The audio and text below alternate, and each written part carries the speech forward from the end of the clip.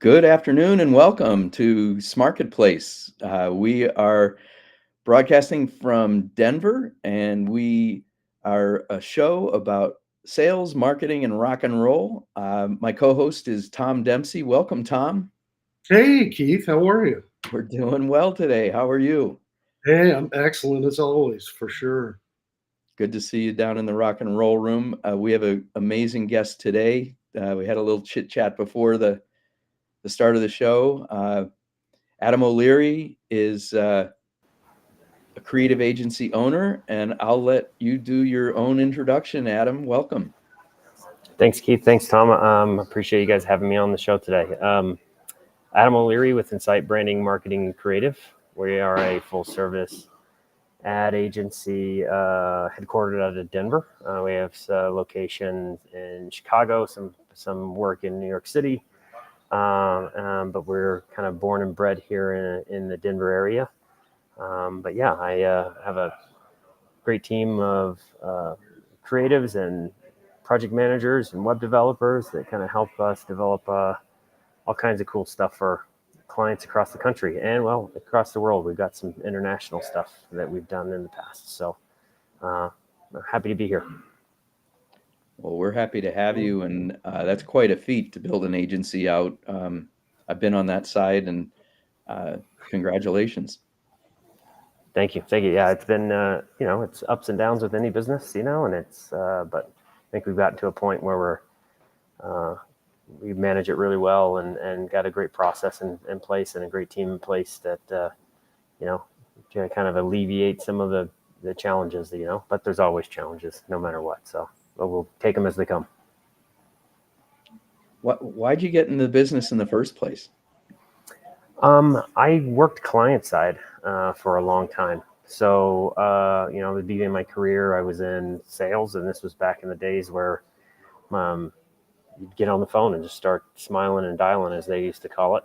But kind of evolved from there into, other client side businesses and software and leading a marketing team for, it wasn't even, back then, it wasn't even software as a service. It was software for, the specific clientele and audience that company had. But after that, I kind of evolved and went and worked for an agency for a while. That was out of Fort Collins, Colorado. And just kind of got exposed to the agency life. And I really, after that exposure, I really, thought to myself that, this is something that I could do, and I kind of kept that in the back of my mind. But that agency, unfortunately, went under and closed their doors. So I went to work client side again. And then in 2008, while I was client side, it was the economic turndown, the housing crisis there. I was laid off from that job. But a couple of years prior to that, I had officially started Incite and started making a few things for friends that own businesses. I'd make some business cards. I'd make a flyer, or help them do something like that. Makes a few extra dollars. But once I was laid off in 2008. That was a push that I needed to say, hey, let's go full forward with this. And so started to educate myself on some of the creative aspects of it. Started going back to school and taking classes and learning Adobe Creative Suite and learning some of website development. But after a while, learned that I can't do everything. I can't be, they use the phrase jack of all trades, but master of none. That I can't be an expert in every little thing. So started to reach out and start to build our team. Brought on our creative director first, who was coincidentally the teacher of one of my classes in the design classes. So brought him on, which was kind of the foundation there. And then ever since then, started bringing on project managers and COO and web developers and copywriters and videographers. So I started getting into it almost out of necessity, just because there wasn't a whole lot of jobs in 2008 when you got laid off. So, but that was like the push that I needed, like that little catalyst that kind of got me going. But it had always been in the back of my mind that I could do something like this for several years. So that was it. I needed to push out of the nest. Yeah, Your it's timing, your 100%. timing was great because that was right as the market was really starting to look for digital skills and for you to have the creative side and the management side so you could delegate and grow. That's again, that's quite a feat. Yeah, thank you. Yeah, it's been a wild ride, the last 20 years. Hey, Adam, one of my favorite quotes is from Steve Jobs. And he said, if you don't compete on price, you're left with cool. How do you make something cool? That's what we talked a little bit about brand strategy, prior to this meeting. But, I think that's a differentiator for us is we always approach any project from a brand strategy standpoint. And I know a lot of marketers and creatives do the same thing. Maybe they're not calling it, brand strategy, but, our brand strategy is really trying to identify, obviously the client and the product and the services that they provide. But at the same time, we need to look at the industry. We need to look at the competitive environment. We need to see what their competitors are doing, what they're offering, their pricing and messaging and narrative. But it also kind of establishing out those brand attributes, positioning and voice. And brand voice is really important. So, none of us really want to compete on price. At least I don't. It's kind of like a race to the bottom there. Sometimes, really kind of belittles kind of what you're doing, that it's easy and anybody can do it. But if we're approaching it from a brand strategy standpoint, making sure messaging, making sure creative, making sure those brand attributes are shown in kind of everything that we do, we're going to differentiate ourselves from those competitors. So the question is how do we make it cool? I think we can make a lot of pretty pictures, right? Like we can make pretty pictures, but we want to make sure that they're pretty pictures and cool, but it's on strategy. And it's really engaging and memorable to, target audience, obviously, having a result there as well. Again, we can make pretty pictures, but if it's not resulting in what the client wants, whether that's brand awareness, driving revenue, lead generation, those kinds of things, then, it's not helping them and it doesn't help us. Your within your name is the branding, marketing and creative. I believe it's almost more than a tagline. It's like the company name. Do you have a methodology or a framework that you've developed that's unique to you? Yeah, I mean, we do. There's a kind of 8 steps that we walk through in any kind of project or strategy that we develop for a client. Obviously we need to have a lot of discovery. So any client that comes in, even if we've worked in their industry or worked in that type of product before, we want to make sure that we're doing a pretty deep dive into what they've done in the past, what they're doing now, what is their positioning for price, product, and placement. How they've done that. What are their results in that back end? And also kind of diving into that brand strategy a little bit more. What are the competitors doing? We have one client that we did a full brand strategy for that was competing in a space to where their competitors have the same product, have the same price, have the same quality of the product, have the same audience. And we kind of really identified, hey, well, one of those things we're going to have to change here. Either we're going to have to, do some R&D and come up with a better product with more features. We either going to have to lower price, which I said is kind of a race to the bottom, because some of their competitors are really so entrenched. So that part of that process is identifying all those different factors, and we walk through that process with our clients on our onboarding. But at the same time, it's a pretty much an ongoing education to make sure that we're kind of up to speed while we're developing out, whatever strategy kind of tactics we've kind of landed on for them. But that our process is very important simply because it's a lot of clients want to jump into tactics right away. Hey, let's get a Facebook ad running. Let's start running PPC campaigns. It's like, well, we can do that, and we can learn on the fly, but that's going to cost you hard dollars, right? Like, you're going to have money. So if we spend a little bit of time getting up to speed through our process, those kinds of things are going to have much better results, as we implement them and launch them. Yeah. Once you create the brand that reflects the nature and the mission and the values of the company, how do you transition that into marketing it, getting the word out, creating the buzz?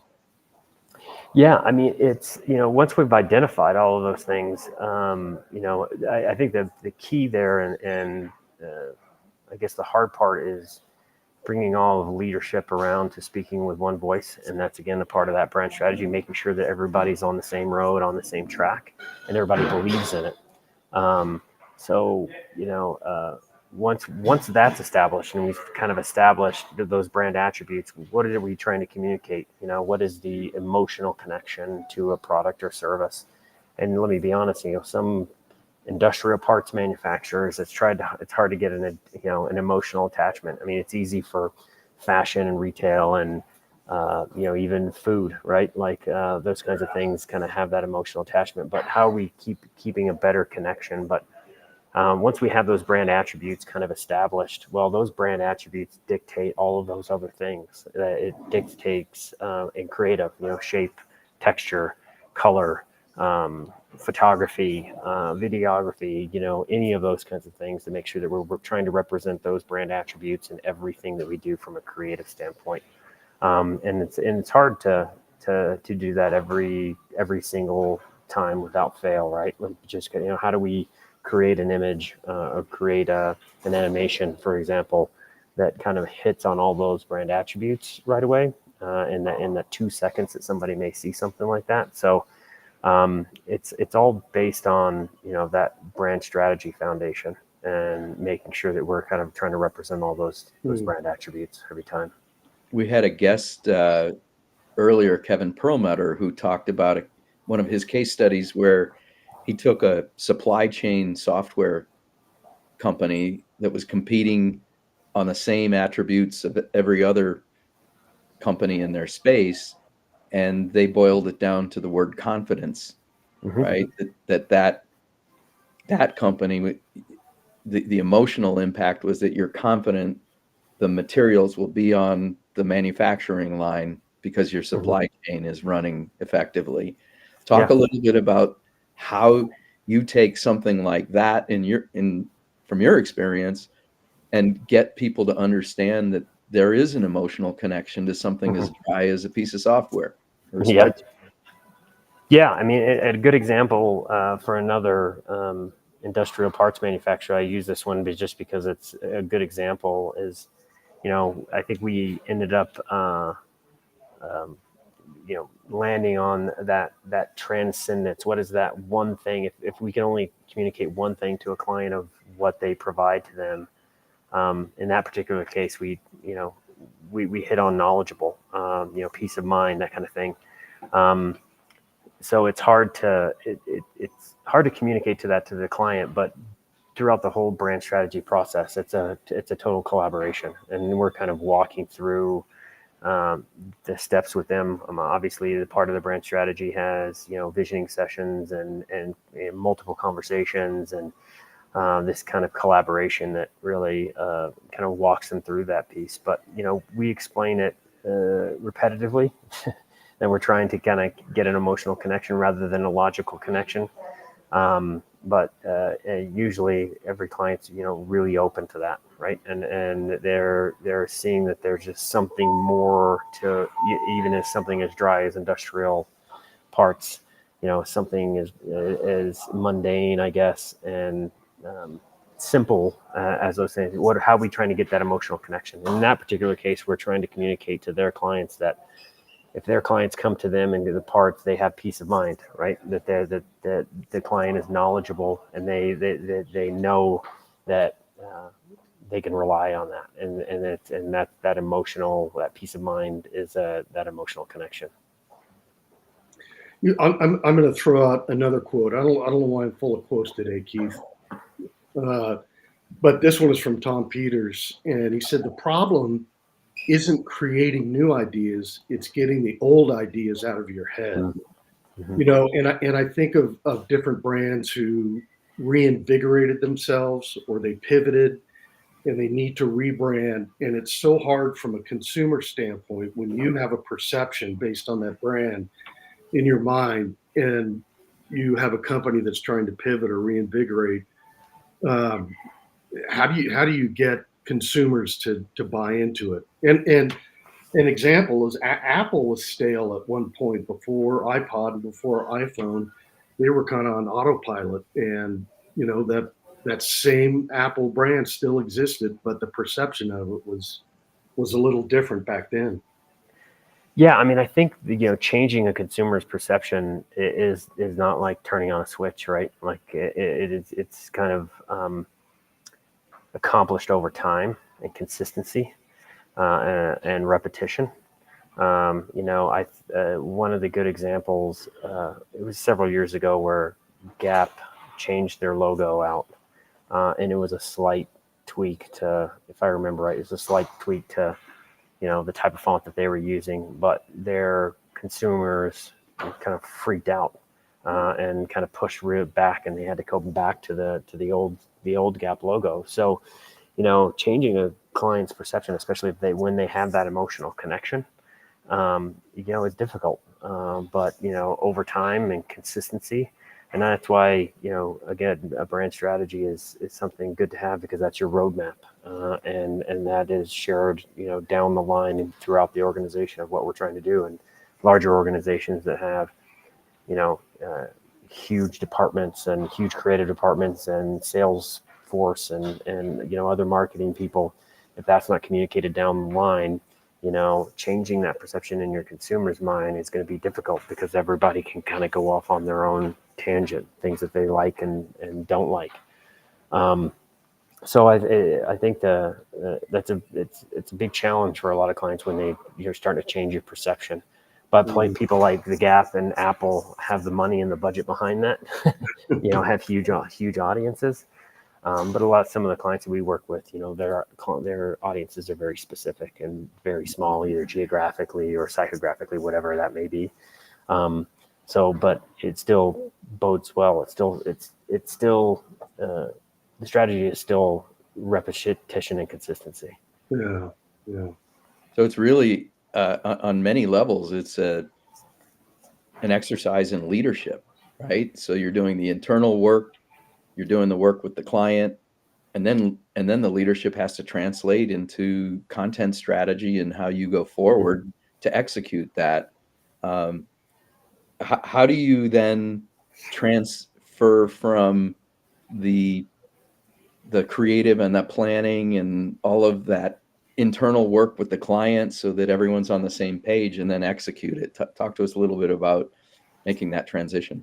Yeah, that transition can be difficult, right? So, a lot of the times, our clients will only engage us to do the brand strategy, and then they start to pass off some of those, tactical execution to internal teams or other contractors or other agency of record, whatever that may be. But I feel it's easier if they have another agency of record, because I think the agency of record gets it and kind of has probably engaged that a little bit. But what we always suggest is, I don't like to use the phrase, but brand police.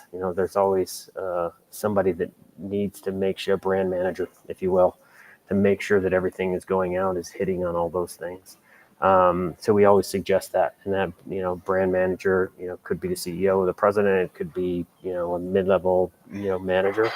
But we try to communicate that with them moving forward, that if all this work that we did here is going to translate well, tactically across all of their kind of marketing channels, you need somebody to make sure that they're monitoring that, and it can be difficult on their side, right? Like telling a in-house designer that the direction that they're going is not kind of hitting on all of these brand attributes. It may look good, but are we really hitting on that? But it's if we do it, we kind of and we're engaged after that brand strategy into some of the more tactical pieces of it. We definitely take on that role of the brand manager, the brand police, and making sure that everything that we do. But that's a lot easier if we're involved, through the whole thing, which we always want to, right? We'd love to have that, but it's just not always feasible, So it's a challenge, but I think that a lot of people do kind of drop the ball, and it kind of goes by the wayside sometimes, and it's unfortunate, I guess, to when those kinds of things happen.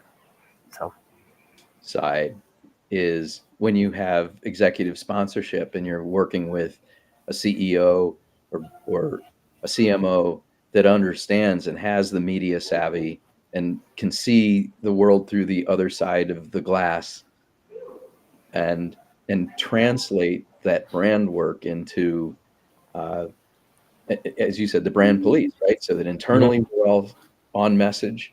And it's wonderful to work with an organization when everybody's on message, but it yeah, takes work and leadership.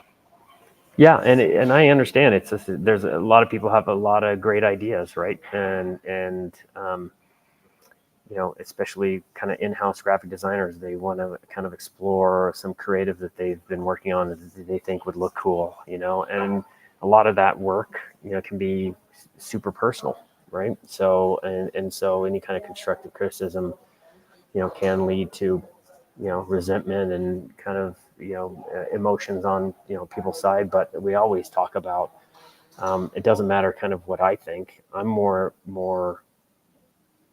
interested in what the client thinks, and is this, creative resonating with the client? Is the messaging relating to the client? We have clients that are like, wow, we want to, change up our logo, and it's kind of just this arbitrary, project to say, hey, I feel like we can do something really cool with this, and then you kind of bring them back to say, like, okay, here's what we decided here, and here's the message and the narrative that we're trying to get out here. Does that fit here? But it's hard, and it's a lot of people can take that personally, but I think that we've always kind of stepped back and look at it from a kind of a logical standpoint, or a objective standpoint, rather than kind of subjective. But if we always stay on point, that is this the best for the client and their audience and their consumer? Well, that's what's most important. If I like the color blue, well, and my, in consumer, resonates more with green, whatever, good, Right. Simple example. Well, it doesn't matter that I like blue. Let's do what's best for that, and let's do what's best for the company. Well, that brings up an interesting thing. Talk a little bit about the research component of what you do. Mm-hmm. Yeah, the research is an enormous component, and probably the brand strategy is one of the things we spend the most time on. So research is a lot internal. So and doing kind of discovery with the client, any kind of other visioning sessions that they've done, other messaging documents that they may have, other creative. I mean, that's kind of our foundation from a research on the internal bit. But then we identify those those competitors and what the competitive environment is like. And then some of it's pretty easy. We can go to the competitor's website and check out their website, do an analysis, read through their messaging. And then we've also kind of done some secret shopper kind of stuff. Called some of those competitors, see how they answer the phone. Got a hold of them, marketing material, seen them at a trade show, whatever that may be. You can kind of see, what those competitors are doing, and then looking kind of the industry, seeing what are trends that are in the industry, what's maybe shifting, what are some opportunities, in undergraduate and college, in the business school, one of the things they talk about a lot is SWOT analysis. And a SWOT analysis may seem antiquated or kind of simple, I guess, or one of the basic things that you would do, but I think it's really a really good exercise to identify, what you're doing well, what you're not doing well, what are some of those things that you can, jump on and what's changing in the industry. Because that's part of our research, is kind of really a huge deep dive into all of those kinds of aspects. Yeah. We had, Tom, I'll let you go in a sec. We had a Melissa Jacobs a few weeks ago, and she told the story of a company that had hit a wall, and they showed all their research, and what was missing is the people who hadn't bought yet. Mm-hmm. And she identified through surveys of people who had bought and qualified buyers who had not. And she told this amazing story about the prospects had an entirely different set of criteria to evaluate the purchase than people who had already been a customer. Yeah, and that's depending. That's another aspect that I didn't really get to, is some of the qualitative and quantitative research that we do. And for some clients, it's surveys that are sent out, and some it's specific interviews with decision makers in their audience, or potential decision makers in the audience. And I think another aspect that too is like looking at past customers and clients and why they made a change. What was that change? It's almost like an exit interview, right? Like, an employee. But if you can't identify those things that you messed up on or didn't hit the mark on, or something you could have a tweak to kind of your offering, that's invaluable information. But some of that time it's kind of difficult to find that stuff. Right. Excuse me. I also think of branding and marketing as more outbound, right? You're wanting to reach your audience, reach your customers, whether it's micro or macro. Have you seen any companies that have done a good job of internal branding? So if you want to have the friendliest customer service that exists 24/7, well, your customer service reps better know that brand Mm-hmm. and understand it and live it and breathe it. But especially medium to large size companies, it's really got to permeate every single level of the organization. I mean, that's crucial. And one of the things that's a deliverable in our brand strategy as well is what we call the messaging toolbox. And that messaging toolbox isn't just external, it's internal. So every person within the organization is a potential salesperson, is a potential lead generator, whether they're at a barbecue on 4th of July or whether they jumped into an elevator and somebody's in that elevator. So it's very key to make sure that you take some of that or all of that brand strategy, messaging, narrative, and push that through the organization, because you don't know, you never know if somebody's at a networking event or just out with their friends. You want to make sure that message is consistent, and communicating that internally is almost a subset of marketing that's internal marketing rather than external, the outbound, and making sure whoever that brand manager is, whoever that CMO, whoever has that that responsibility, that they're communicating that consistently internally as well, and making sure that the messages that everybody in the organization is saying is all consistent with one voice. I mean, from our perspective, we always use the phrase, we don't want people to rattle off, a vision statement when you're, having a beer on an outdoor patio with somebody, because, repeating a vision statement would look a little weird. It's got to be, authentic and real, but at the same time, and speaking like a person. But as long as you're getting that message across, then that's an opportunity. So it's super key, Tom. Yeah, good. There's a great case study from Andy Raskin about the world's greatest sales deck. If you've ever seen it, I'm happy to share it. But he really goes through about how to take what you do and put it in the larger context of the big changes in the world, and then to build the communication strategy, the brand and the communication strategy, so that people can tell that story from every department in the company, not just the sales team. Yeah, and it's like it's a difficult thing to say, especially if you have a large organization. But even if you don't have people that in your organization that are consumer facing or customer facing and never meet a customer, there's no telling kind of how serendipitously, if that's a word, serendipitously they come across people that, oh, well, so-and-so from production department who sits in a warehouse and puts together hoses all day, they just brought in a big client because their wife's, best friend's husband works here, right? Like it's those kinds of things, but it could be a missed opportunity, but it's hard to quantify and kind of track any of that, but it could be very beneficial. Well, this has been a really fascinating story. You're truly a master of your craft, we can tell. Well, I try. Well, we the team tries, and I think we do a pretty good job, but I rely on them.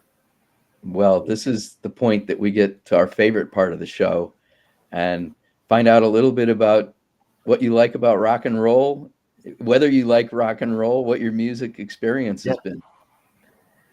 You know what? I do. I mean, rock and roll is, I like all kinds of different music, anything from, country and rap and hip hop and rock and roll as well. But I'm a pretty open on my music tastes. But I don't know. I think what we were talking about is kind of an emotional connections, right? Like music is one of those things that really emotionally connects people, right? Whether, if you're at a concert and the person next to you, you have no idea, they could be young, old, all kinds of across the political spectrum. But once you're there, that emotional connection to whatever that band, that song is, all that kind of goes away of just enjoying the moment and enjoying the music. But I don't know if I can pick a favorite band, but I've got several that are on my top of my list. Do you remember your first concert? I do. My first concert was hair band, and it was Cinderella and White Lion. All right. Oh, wow. And I went to the concert with my older sister's friends, and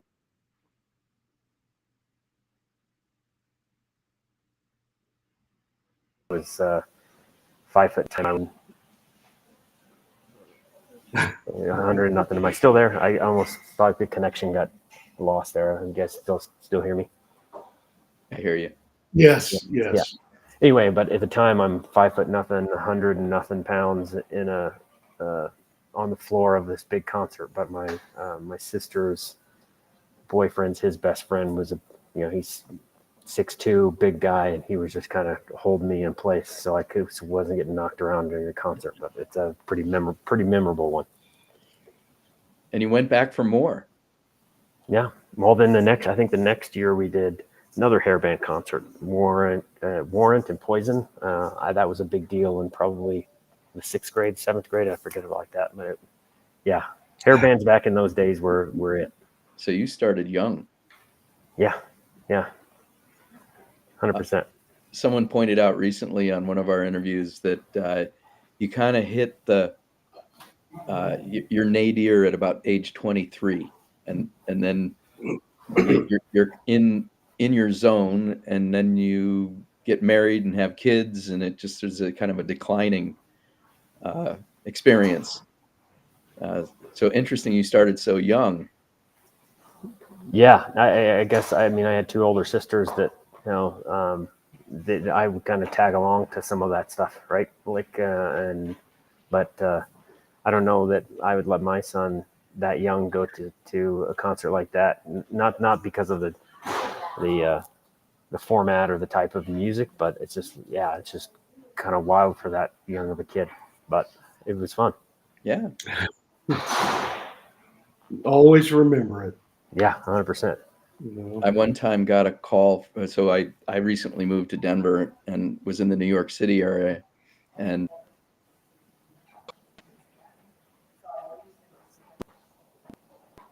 after the show, like, what? Keith, you cut out just for a minute. No, I said I received a phone call from my daughter saying she was out in Brooklyn after a concert that they had gone to in New York City, and they'd taken the subway. So I've been there as a child and as a parent. What keeps me relatively current are my kids, and they're as interested in the 70s music as I am in current music that they're listening to. Mm-hmm. So, things have a tendency to come full circle sometimes.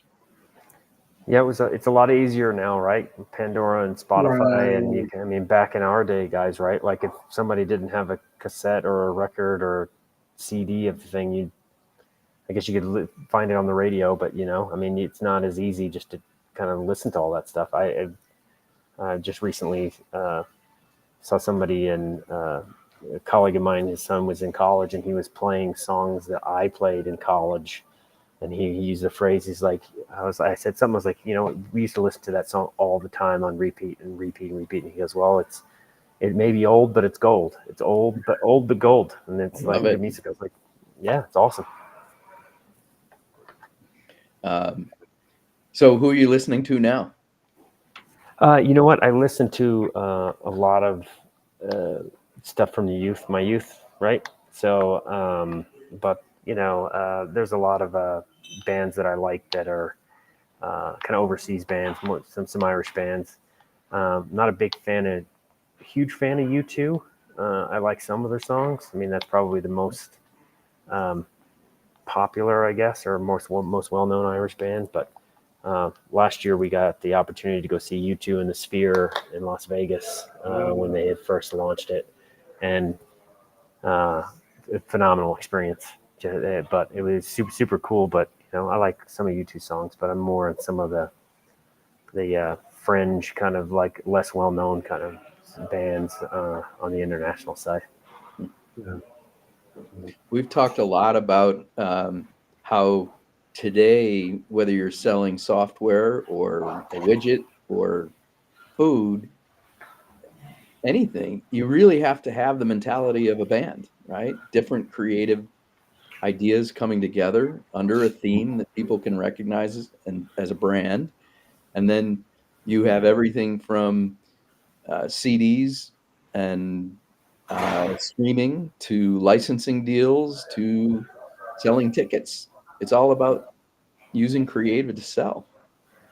That's a great analogy, right? All those pieces coming together and working in harmony is a good analogy from a branding and marketing and creative standpoint.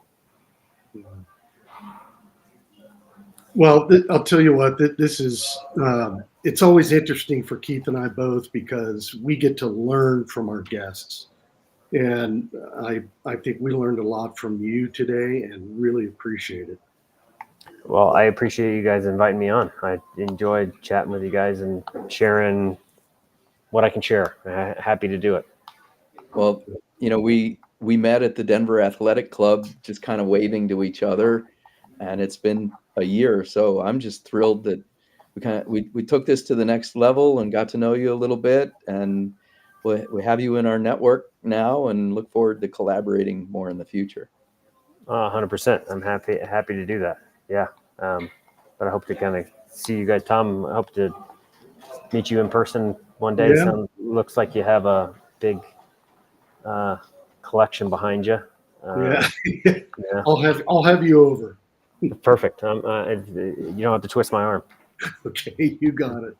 The rock and roll room that Tom has is pretty amazing. You go down the stairs, you move the Big Lebowski picture, you dial in the code, and the bookshelf opens up, and you walk in, and at the back is this bar that we both have. He has the real background, I have the virtual background, and the bar is made of benches from Red Rocks. Awesome. And That's super cool. There's the music memorabilia from him and his wife, two very divergent sets of music tastes. So yeah, that's right. Yeah. That's right. It's a lot of fun. We'll have to get one of those on the books, Tom. I'd love to see it. Yeah, for sure. I sincerely mean that. That'd be a great experience. Yeah. Well, this is the Irish edition. Two pure Irishman, and I'm a mutt, but I definitely have the Irish in my background as well. So Good. wrapping it You're, up. you're welcome to join us then. I'm in the club. All right. Good. Well, this has been wonderful. Thank you so much, Adam, and we will see you around, and keep listening to music and keep on doing that great marketing and branding that you do. Will do. Thank you guys very much for having me on today.